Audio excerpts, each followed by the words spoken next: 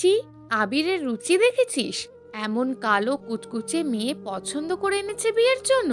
আমার তো দেখলেই গা ঘিনঘিন করে। তুমি ঠিকই বলেছ খালামণি, ছোট ভাইয়াটা যে কি মেয়ে পছন্দ করেছে। বড় দুই ভাবি দেখতে কি সুন্দর, আবার খুব বড় লোক ঘরের। আমি তো এই বিয়েতে আসতেই চাইনি, শুধু বুবুর কথায় আসতে হয়েছে। সেদিন এই মেয়েকে দেখতে গিয়েছিলাম, সেদিনই আমার দেখে মেজাজ খারাপ হয়েছিল। আবির ছেলেটা লেখাপড়া জানা, কত সুন্দর একটা ছেলে। ওর বউ কুচকুচে কালো, এটা মানতে কষ্ট হচ্ছে। ভাইয়া সোজা বলে দিয়েছে এই মেয়ে ছাড়া বিয়ে করবে না। বাবা মা কি করবে বলো? কি দিয়েছে এই মেয়ের বাপের বাড়ি থেকে যে কালো মেয়ে ঘর সাজিয়ে মালপত্র দেওয়া উচিত? ছোট ভাইয়া গরিব ঘরের মেয়ে বিয়ে করেছে, আর সোজা বলে দিয়েছে কোনো যৌতুক নেওয়া চলবে না। আফসোস ছেলেটার জন্য। আমার দেওরের মেয়ে আনিকা দেখতে কত সুন্দর। তোর মাকে বললাম মেয়েটাকে আবিরের সাথে আনো, শুনলই না। কিরে, এখানে কি করিস? তখন থেকে ডেকে যাচ্ছি। আবির রেডি, তোদেরকে ডাকছে। বরযাত্রী যেতে হবে না? কথাটা বললেন আবিরের মা তার ছোট মেয়েকে। তার কথা শুনে আবিরের ছোট বোন আর খালার কথা থেমে গেল। ছোট বোন জয়ী বলল, মা, আমার যেতে ইচ্ছে করছে না। সে কি কথা, কেন? তোমার ছেলের বউ তো একটা পেতনি, তাকে আনতে যাওয়ার কি আছে? আবিরের মা পাশে দাঁড়িয়ে থাকা ছোট বোনকে বলল, দেখেছিস জয়ীর কথা কি বলছে? কালো হোক পেতনি হোক, সে এই বাড়ির ছোট বউ। আবির শুনলে কষ্ট পাবে না বল? জয়ী ঠিকই বলেছে বুবু, ওর বউ আসলেই খুব কালো। দেখো, একদিন তোমাদের এই কালো বউয়ের জন্য আফসোস না করতে হয়। সব কিছু শুনে আবিরের মায়ের কপালে ভাঁজ পড়ল। আসলেই কি মেয়েটা লক্ষ্মী? আবিরের আরও দুটো বড় ভাই আছে, 3 ভাই 1 বোন। বড় 2 ভাইয়ের বউ অনেক সুন্দরী এবং বড়লোক ঘরের মেয়ে। ছোট বোন এখনো লেখাপড়া করছেন। বাবার বিরাট বিজনেস, 3 ভাই মিলেই দেখাশোনা করে। সবাই এক পরিবারে থাকে। আবির ছোটবেলা থেকেই একটু ব্যতিক্রম, সবার মতন না। ওর ইচ্ছে ছিল এমন মেয়েকে বিয়ে করবে যে দেখতে অসম্ভব সুন্দর হবে না, বিরাট কোটিপতির মেয়েও হবে না, কিন্তু সুন্দর একটা মন থাকবে, যাকে বিয়ে করে সুখে কাটাতে পারবে সারাটা জীবন। আবিরের বউয়ের নাম মায়া। মেয়েটা দেখতে কালো, কিন্তু অদ্ভুত একটা মায়া সারাটা চোখ জুড়ে, যেটা আবিরের দেখে ভালো লেগেছে।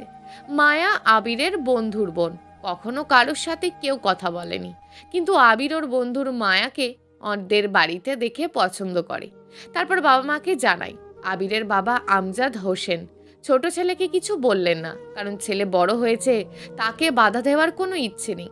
বড় 2 ছেলেকে নিজের 2 বন্ধুর মেয়ের সাথে বিয়ে দিয়ে ঘরে এনেছেন, তাই ছোট ছেলের বেলায় সে নীরব ভূমিকা পালন করলেন। আবিরের বরযাত্রীতে খুব কম লোক গেল, আবিরের কিছু বন্ধু আর কাজিন কয়েকজন, আবিরের ছোট মামা আর খালু, হাতে মাত্র গোনা 20-25 জন। আবির ভালো করেই জানে মায়াকে এই বাড়িতে কেউ পছন্দ করে না, কিন্তু সবাই একদিন নিজের ভুল বুঝতে পেরে মায়াকে আপন করে নেবে। বড় 2 ভাই এবং তাদের বউ সোজা বলে দিয়েছে তাদের সমস্যা আছে, যেতে পারবে না। আর আমজাদ সাহেবের কোনো টু শব্দও নেই এই নিয়ে। আবিরের মার হয়েছে যত জ্বালা। একদিকে আবির তার ছোট ছেলে, অন্যদিকে কেউ রাজি নাই বিয়েতে। কি হবে পরে এটা ভেবেই তিনি অস্থির। ওদিকে বিয়ের অনুষ্ঠান শেষ, এখন বউ আনার পালা। মায়া এখনো ভালো করে আবিরকে দেখেনি, কেমন হবে ওদের বিবাহিত জীবন তাই ভাবতে লাগলো সারাটা পথ। অবশ্য আসার আগে মাকে জড়িয়ে ধরে খুব কেঁদেছিল। বাবা অনেক ছোট থাকতেই মারা যায়, ভাইটাই সব। মায়াকে বাড়িতে আনা হলো, বরণ করতে আবিরের মা এগিয়ে এলো। বড় 2 বউ যে যার ঘরে, জয়ীও এলো না। মায়া শাশুড়িকে সালাম করলো, তিনি একটা সোনার নেকলেস মায়াকে পরিয়ে দিলেন। কিন্তু অদ্ভুত বিষয় হচ্ছে মেয়েটা কালো, কিন্তু নেকলেস পরানোর সাথে সাথে সমস্ত ঘর আলোকিত হয়ে গেল। আবিরের মা মায়াকে নিজের ঘরে নিয়ে গেলেন, আবিরের বাবার সাথে পরিচয় করিয়ে দিলেন। তাকে পায়ে হাত দিয়ে সালাম করতেই তিনি সরে গেলেন। তাই দেখে মায়া অবাক হয়ে গেল। আমজাদ সাহেব এবার চেয়ারে বসলেন। আমার ছোট ছেলের বিয়ে আমি আমার পছন্দ করা মেয়ের সাথে দিতে চেয়েছিলাম, কিন্তু সে তোমাকে বিয়ে করেছে। বিয়ে করেছে ভালো কথা, যেদিন তুমি এই বাড়ির সবার মন জয় করতে পারবে সেদিন আমি তোমাকে মেনে নেব। এখন তুমি যেতে পারো।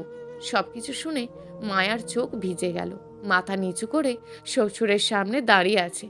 আবিরের মায়ের খুব কষ্ট লাগছে, কিন্তু স্বামীর মুখের ওপরে কথা বলার সাহস নেই।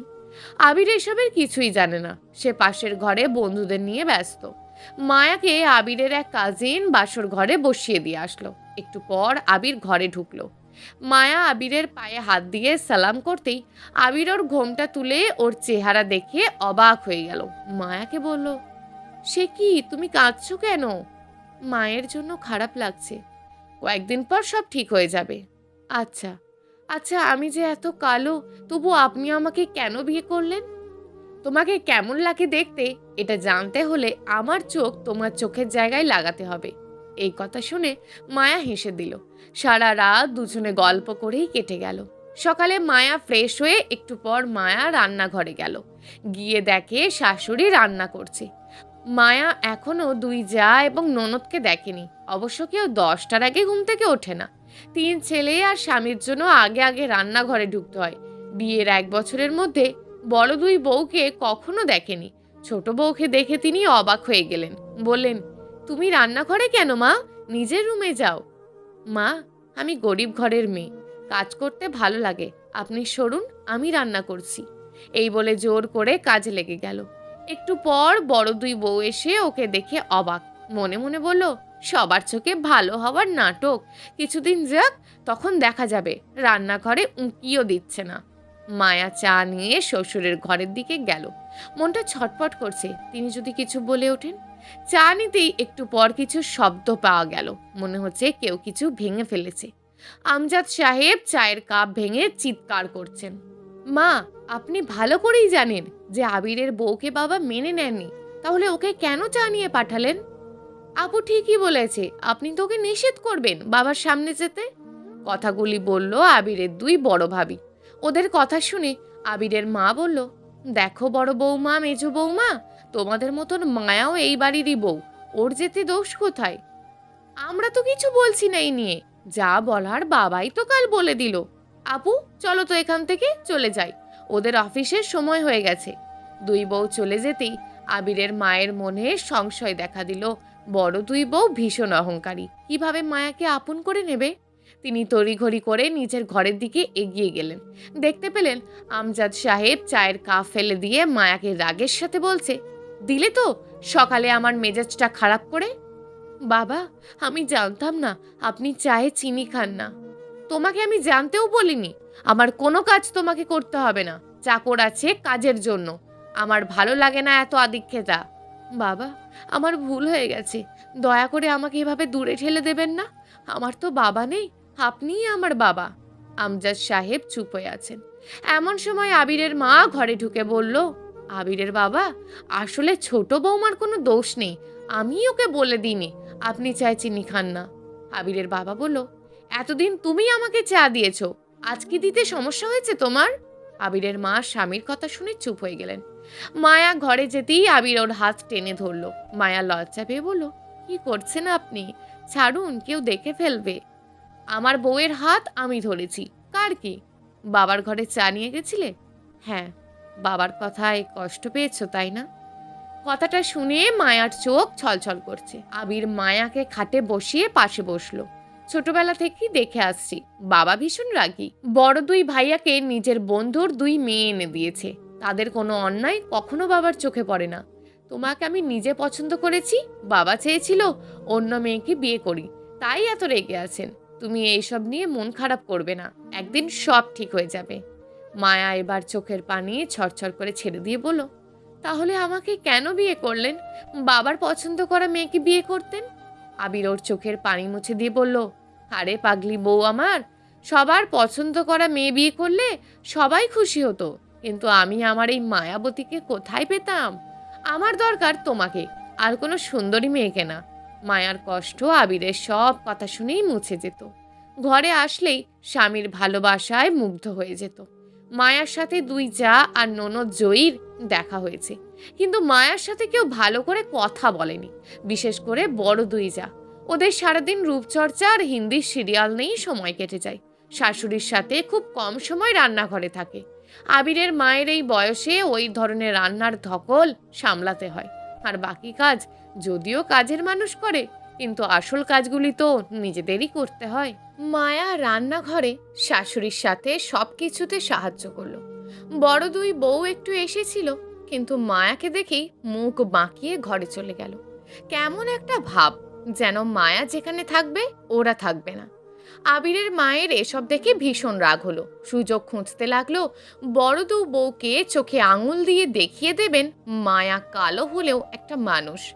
আমজাদ সাহেব দুপুরে বাইরে গেলেন, এসে দেখলেন তার ছোট ছেলে নিজের কাজে খুব মন দিয়েছে। দেখা যাক ছোট বউ কতদিন এই অপদার্থকে মানুষ বানাতে পারে। তিনি খুশি হলেও সেটা প্রকাশ না করে বাসায় চলে এলেন। আমজাদ সাহেব সোজা বলে দিয়েছেন, সারা দিন কে কোথায় থাকো আমি জানি না, কিন্তু দুপুরে সবাই একসাথে বসে খাবো। এই নিয়ম অনেক দিন ধরে চলে আসছে। তিনি আসতেই সবাই খাবার টেবিলে চলে আসলো। খাবার টেবিলে আবিরের মা এবং বড় দুই বউ খাবার সাজাচ্ছে। মায়া রান্নাঘরের ভিতরে সবার সামনে আসতে চাইছে না। আবিরের যদিও খারাপ লাগছে, কিন্তু মায়া বলেছে, আপনি সবার সাথে খেয়ে নিন, আমি পরে খাবো। আবির ওর কথা শুনে বলল, ঠিক আছে, তোমার কথা রাখতে সবার সাথে বসে আমি অল্প খাবো, পরে কিন্তু তুমি যখন খাবে তখন আমাকেও খাইয়ে দিতে হবে। কথাটা শুনে মায়া হেসে দিল। আমজাদ সাহেব সবাইকে নিয়ে খাচ্ছেন। মায়া অনেকটা জোর করেই শাশুড়ির কাছ থেকে সব রান্না করেছেন, কিন্তু ওনার বুকটা ঢিপ ঢিপ করছে। খেয়ে সবাই কিছু না বলে। কিছু সময় পর আমজাদ সাহেব বললেন, অনেকদিন পর একটা ভিন্ন হাতের স্বাদ পেলাম। কে রান্না করেছে, বড় বৌমা নাকি মেজ বৌমা? আবিরের মা ঝটপট উত্তর দিল, ছোট বৌমা সব রেঁধেছে। সবাই ওনার কথা শুনে মুখ অবাক হয়ে গেল। বড় দুই ছেলে বলল, তুমি ঠিকই বলেছ বাবা, রান্না অনেক ভালো হয়েছে। রোজ মায়ের হাতে রান্না খাই, আজ ভিন্ন স্বাদ। মা ছাড়া তো এই বাড়িতে রান্না করার কেউ নেই, আজ কেউ আসলো তাহলে। ওদের কথা শুনে বড় দুই বউ রেগে আগুন। মনে মনে ঠিক করলো ওই পেতনিকে উচিত শিক্ষা দিতে হবে। এভাবে কেউ আগে বলেনি। ওই মেয়ে ইচ্ছে করে এইসব কাজ করছে, ভালো সাজতে চাইছে সবার কাছে। কথাগুলি মায়ার কানেও পৌঁছে গেল। মায়া খুব খুশি, আগের থেকে আরো বেশি সংসারে মন দিল। ওদিকে দুই বউ সারাদিন মায়াকে সায়স্তা করার ফন্দি করতে থাকে, কিন্তু পারে না। মায়া ভালো করেই বুঝতে পারে তার কিভাবে চলা উচিত। মায়া এখন বেশিরভাগ সময় শাশুড়ির সাথেই সময় কাটায়। শ্বশুরে কিছু লাগলে সেটা করে, কিন্তু আড়ালে থেকে, যেটা আমজাদ সাহেব খুব ভালো করেই বুঝতে পারেন। সেদিন সবাই ঘুমিয়ে আছে। মায়ার ছোটবেলা থেকেই ঘুমের ভিতরে উঠে একবার পানি খেতে হবে, কিন্তু আজ পানি ঘরে রাখতেই মনে নেই। পানির জগ নিয়ে রান্নাঘরের দিকে এগিয়ে আসতে লাগলো, কিন্তু এত রাতে জয়ীর ঘরের লাইট অন করা দেখে একটু অবাক হলো। মনে মনে ভাবলো, হয়তো সামনে ওর পরীক্ষা, পানি খেয়ে চলে আসবে। ঠিক এমন সময় টের পেল জয়ী বমি করছে। মায়া পাশে একটু দাঁড়ালো। জয়ী কি অসুস্থ, এত রাতে বমি করছে? যদিও জয়ী ওকে পছন্দ করে না এটাও বুঝতে পারে, তবু ওর ঘরে গেল। ঘরে ঢোকবার পর মায়া জয়ীর কথা শুনে চমকে গেল।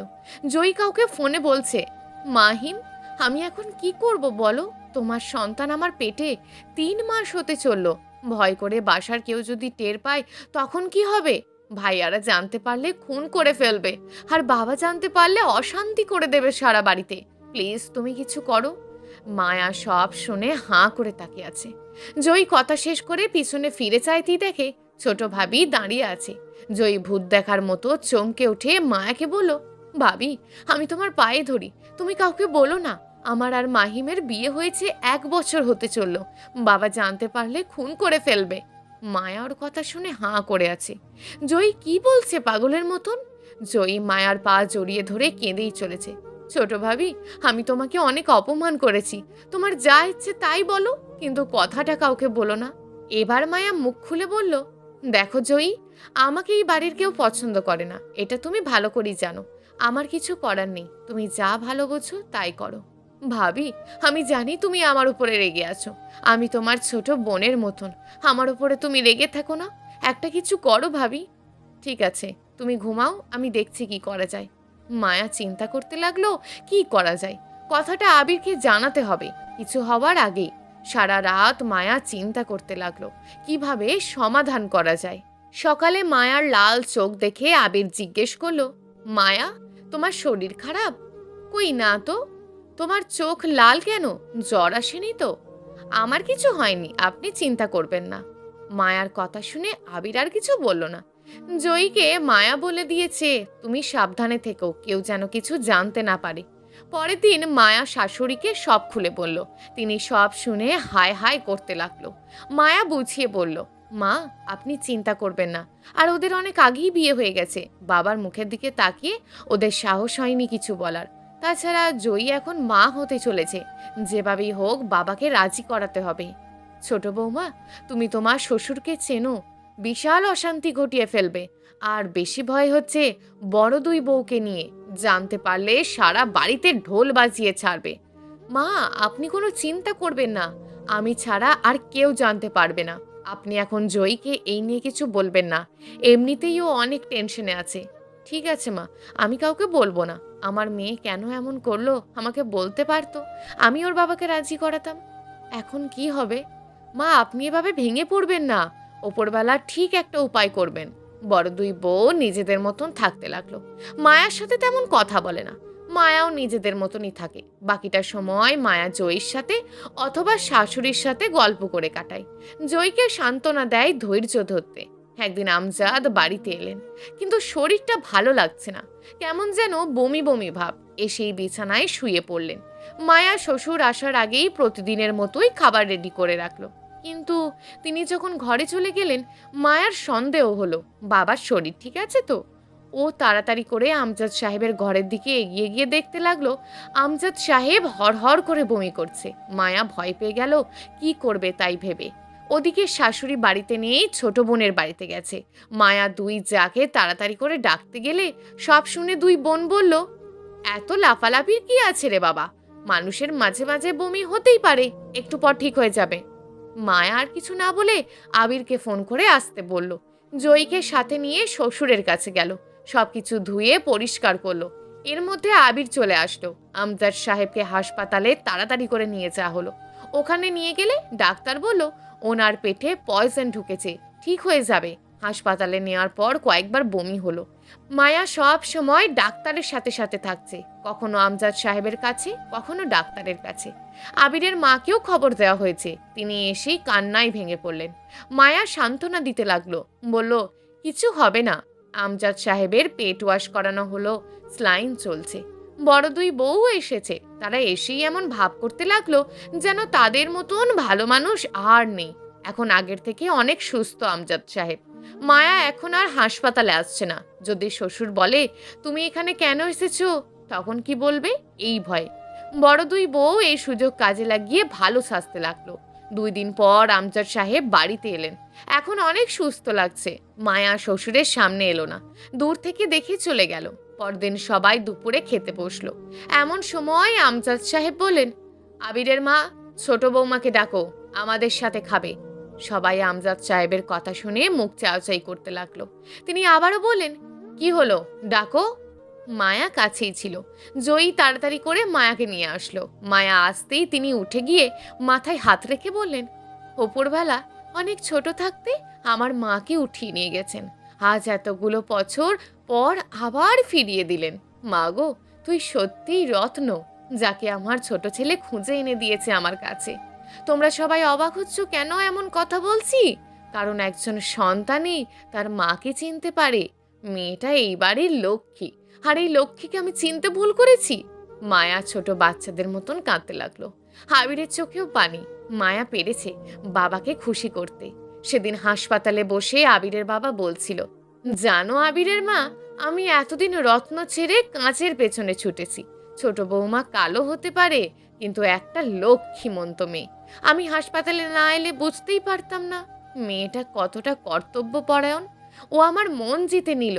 আর কেউ ভালোবাসুক বা না বাসুক তাতে কোনো সমস্যা নেই, ও যে আমার মা, আমি ওকে আগলে রাখবো। আবিরের মাও খুশিতে কাঁদছে। বড় দুই বউ হিংসায় জ্বলে যাচ্ছে। মায়া জিতে গেল একটা কালো পেতনি হয়েও। রাগের সাথে ওখান থেকে চলে গেল ওরা। সবাই এখন খুব খুশি। মায়া আরো ভালো করে সংসারে মন দিল। সবই ঠিক, এখন শুধু জয়ীর সমস্যা। সেদিন রাতে মায়া আবিরের কাছে সব কিছু বলল। আবির বলল, আমার ভাবতেও কষ্ট হচ্ছে জয়ী কেন এমন করলো। সৃষ্টিকর্তা কপালে যা লিখে রেখেছেন তাই হবে, এখন এর সমাধান বের করতে হবে। তুমি বুঝতে পারছো, বাবা কোনোদিনও মেনে নেবে না। আচ্ছা, আপনি যখন আমাকে বিয়ে করেছিলেন তখন কেউ রাজি ছিল?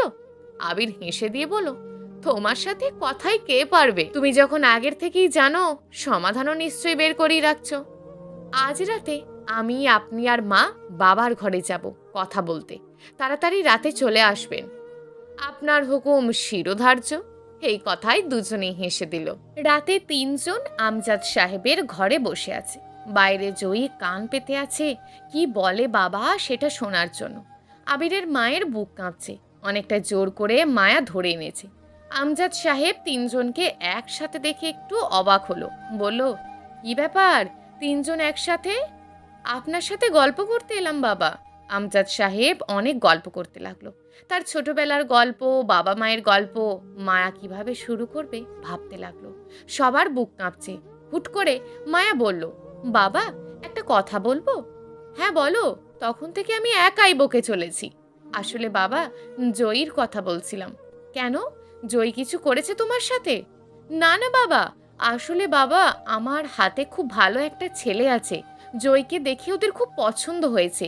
অনেক ভালো পরিবার বাবা, খানদানি বংশের ছেলে। ওদের খুব ভালো মানাবে। আপনি যদি রাজি থাকেন, ছেলের পরিবার থেকে জয়কে দেখতে আসবে। কথা শেষ হতেই ঘরে সবাই চুপ করে আছে আমজাদ সাহেবের উত্তর শোনবার জন্য। বাইরে জয়ী চিন্তা করছে। আমজাদ সাহেব কিছু সময় পর বললেন, এই না হলে আমার মা সন্তান বলার আগেই সব বুঝতে পারে। আমিও কিছুদিন ধরে ভাবছি, এই তিন গাধাকে বলবো জয়ী বড় হয়েছে, তোদের কোনো চিন্তা আছে ওকে নিয়ে? ঠিক আছে মা, ওদের আসতে বলো, আমি নিজেই ওদের সাথে কথা বলবো। সবাই ভীষণ খুশি। আমজাদ সাহেব এত তাড়াতাড়ি করে রাজি হবেন কেউ ভাবতেই পারেনি। মায়া বাইরে আসতেই জয়ী জড়িয়ে ধরল। বলল, তোমাকে ধন্যবাদ দেওয়ার ভাষা আমার কাছে জানা নেই, কিন্তু আজ তুমি আমার মায়ের পরে জায়গা করে নিলে। সব কিছু করার মালিক ওই যে ওপরে একজন বসে আছেন, তার কাছে শুকরিয়া আদায় করো। রাতে আবির শুয়ে শুয়ে ছটপট করছে। মায়া এখনো আসেনি। আমজাদ সাহেবের শোবার ঘরে গল্প করছেন। ওকে জড়িয়ে না ধরলে আবিরের ঘুমই আসে না। অনেক অভিমান নিয়ে শুয়ে রইল। একটু পর মায়া এসে বুঝতে পারলো আবির রেগে আছে। পিছন থেকে গলা জড়িয়ে ধরে বলল, বাবার সাথে গল্প করতে করতে দেরি হয়ে গেছে, সরি। লাগবে না সরি, যাও। ও মা, কি রাগ সাহেবের! ঠিক আছে, জয়ের কাছে গিয়ে ঘুমাই, এই বলে চলে যেতে লাগলো। আবির হাত টেনে ধরে বলল, আমাকে ছেড়ে গেলে খুন করে ফেলবো। তুমি জানো না তোমাকে ছাড়া আমার ঘুম আসে না। জয়ীর বিয়ে নিয়ে কথা বলছিলাম, জানো বড় দুই ভাইয়াও রাজি। ভালো তো, শেষ মেশ ঘটকালি শুরু করে দিলে। আপন মানুষের জন্য একটু আধটু করতেই হয়, তাই বুঝি? তাহলে আমার জন্য একটা করো। ও মা, কেন? কি আর করার, আমার বউ ঘটকালি করলে আমাকে কি দেখবে? এই কথা শুনতেই মায়া আবিরের বুকে কিল দিতে লাগলো। আবির হেসে দিয়ে ওকে জড়িয়ে ধরলো। আবিরের ভালোবাসার কাছে মায়া হারিয়ে যেতে লাগলো সমুদ্রের অতল গভীরে। প্রিয় দর্শক, এই গল্পটা আপনাদের কেমন লাগলো তা অবশ্যই একটি কমেন্ট করবেন। আর যদি গল্পটা আপনাদের ভালো লেগে থাকে তাহলে ভিডিওটিতে একটি লাইক করে দেবেন এবং এই ধরনের ভিন্ন স্বাদের গল্প শোনার জন্য চ্যানেলটিকে অবশ্যই সাবস্ক্রাইব করে আমাদের সঙ্গে যুক্ত থাকুন।